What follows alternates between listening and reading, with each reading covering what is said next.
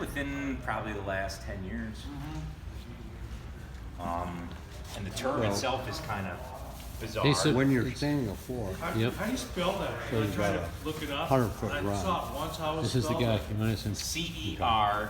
I'm just wondering, you know, He'll tell you, right? we get lap marks, we have to stop and go back to it, that kind of thing. Hey, But Tim. it's yes, sir. Sorry, question here. Shoot. Well, I'm just wondering, like, when you're staining a large run, if you have to stop and go back to another area, are you gonna leave a lap mark in 20 minutes, an hour? Without the additive, we have a retarder.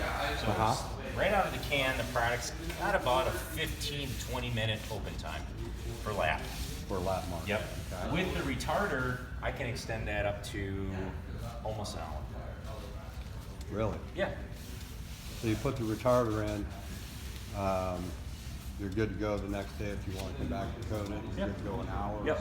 I would tell people with retarder, I'd get overnight. Without retarder, you can do it in 2 to 4 hours.